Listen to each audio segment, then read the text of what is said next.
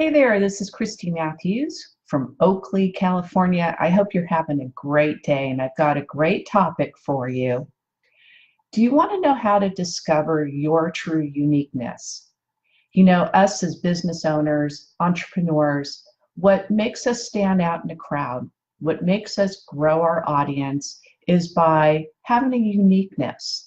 And for many of us who've gotten started just from scratch, we may start off with a product that we're promoting or coming out with some sort of idea, and we really just don't know what we're supposed to be doing. We know we're supposed to be marketing, but really, what are we as a brand? And that's what this exercise will help with. And it is called the Brand DNA Helix. And the Brand DNA Helix is a 4-part series, and in each part has a series of questions that will help you discover and pull out what are your unique qualities for which you can build a strategy from. If you remember from yesterday's video, I should say, under the section where strategy is better than your identity, this is an expanded version of that section. And like I said yesterday, this is just way too much information for a Facebook Live. So this is why I'm breaking it down into smaller pieces. So if you missed yesterday's video, go back and get that. And I'll be sure to put up the link to the blog post that gives a little bit more explanation than what was in the video. All right, without further ado, shall we go ahead and get started? And I made props again, so I hope that you appreciate that. So I've got my notes all over here, so you're going to see me moving around and looking at different things. So, like I said, the purpose of the DNA Brand Helix is to discover where your true uniqueness lies. And here, part 1 has six questions, okay, that you're going to want to ask yourself and answer. Now, this is what the Brand DNA Helix looks like. All right, and let's see if you can see that okay. So you have the top section, and that's really where the world needs you to be, okay? Solving problems, researching their needs, providing them with products and services that they'll buy. But the bottom section is where you're designed to be. You know, what kind of business are you in? What kind of results are you getting, and what are you passionate about? And right here in the middle, this is where the intersection is. And that's where your core target audience will be, and that's where you want to build your strategy from. That's a quick explanation of that. So let's go ahead and go through the questions of part 1. Now, as I said, right here of the top of the helix is, what problems do you solve? What is the value that you're providing to your audience? Okay, so your answer must be crystal clear in your audience's mind, like, what do you do? If you ever go through people's profiles, you can get an indication whether they're a marketer or they're not, or maybe what are they marketing. You know, some are very, very crystal clear, some are not at all. That their profiles may not be optimized, that type of thing, so it's very hard to determine what they are. What have you researched? What are your audience's needs? How have you researched them and find out what is it that they need from you? What types of things will people buy from you? So when you're providing valuable content and so forth, that is part of your research that you're going to be doing. Number 4, what kind of business do you want to be in? So now we're getting down to the bottom of the helix. This is more of what you're designed to do. And so what kind of business do you want to be in? What results have you gotten thus far? And what are you passionate about? Are you passionate about speaking? Are you passionate about teaching? You know, those are the things that you will learn you will discover as you go through these exercises. So part 2, all right, who's your target market? So your target market sometimes referred to as your avatar. Who are you speaking to? So your avatar is, you're going to know what is their age group. Are you working with moms, baby boomers, disabled people, whatever the case is? There is a particular person, an avatar, if you will, that you're speaking to. What are their beliefs? Where do they work? What do they do on the weekends? What are their biggest dreams and what are their challenges? And you keep asking the who, what, when, where, why questions about your target market. And that will help you find out exactly how you're going to market to them. That's what the purpose of this Helix is that when the two of these come together, at the intersection is where your core target audience will be. And so when you have all of that together, folks, you'll be able to form your strategy around that. Okay? So what's your business model and how will you make money? So another prop for you.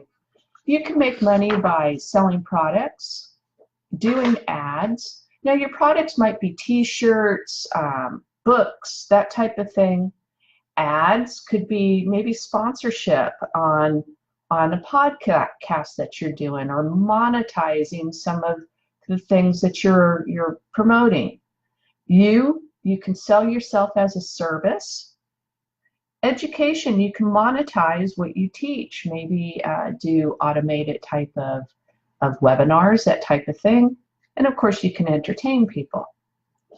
Now, the problem is that too many people are doing all of this.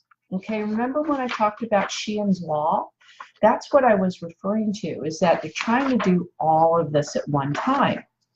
And that can, just become a problem. So for the short term, when you go through this exercise, it's very easy to determine what kind of business you're in based on the revenue that you're generating. However, the long-term question is, where do I really want to be? And this is where you really want to be, okay? You want things to be digital. It's called DARES, okay? You're going to build it around the digital format where it's automated, recurring, evergreen, and scalable. That becomes your primary business model. And the reason is that this allows you to do other things. This allows you to keep getting, let's say if you're a speaker, for instance, that's something that's hard to scale, but you may really enjoy doing that. So there are other things that you can be doing that will help keep your name out there and keep it in front of your audience. It's very, very important that you have those other mechanisms working for you. Let's see here. Now, these are the 5 revenue streams. And if you keep driving from these types of formats, they'll go back to your primary business model. So let me give you the speaking example again. If you are a speaker, then you can do digital promotions. They can be automated. They're recurring. They're evergreen and scalable to where they come back to your speaking or your coaching type of business. Doesn't matter what business you're in. This works for any kind of niche, any kind of business. The concepts are the same. So let's see. Now you want to get clear on what your long-term revenue source will be, because time, your mind, your resources, and your revenue can get diluted because you're doing too many things and it becomes brand dilution. So you really want to be careful about that. The next step is, what is your relationship headquarters? And this one is huge because most people are building their audience and they're building relationships on platforms that they do not own or have ownership rights to. For instance, if you're building on YouTube or Facebook or Instagram or any one of the social media platforms, you don't have ownership on that. And there are too many people that have built huge followings and the algorithms change or something happens and the account gets shut down. Happens all the time. So then you're out of business. So your relationship headquarters, the best places for always being able to drive your clients or your audience to is a blog or a podcast. These are something, or even an audio cast. Well, a podcast would be that. So it is preferred over using those other methods. So if you are using those methods, you want to incorporate them with a blog or a podcast. Now, when a huge influencer has a huge following on these platforms, a small percentage of their base actually sees their stuff. And that, what I'm trying to say by that is when the algorithm changes, the big following that person has, they end up getting screwed because those platforms will only allow so many people to see them. So when you're driving your people back to your primary business model, which might be your blog or your podcast, through these types of things, then you're always able to control the message and be able to talk to all of your audience. It may be via an email or some sort of messenger chat, because that has not been throttled at this point. So you are in control of your content, you're in control of your podcast subscribers, your website subscribers, and your email opt-ins. So that is where the money is made. So let's see. And I think that is it. What I'm going to be doing, folks, I am going to be doing a webinar that talks about all of this, because it's a lot of material in the short amount of time, and we're up to 12 minutes here right now. So I'm going to end this video. I hope that you got some value from it. And of course, if you have any questions or need help with some of this, reach out to me. Send me a message. We'll go ahead and get on a Zoom and we'll chat about it and see how I might be able to help you out.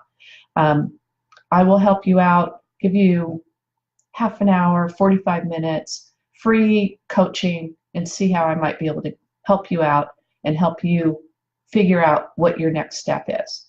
And of course, you'll find some great resources at my websites, ChristyJMatthews.com and ChristyMatthewsOnline.com. So thank you so much for watching, and I will see you next time.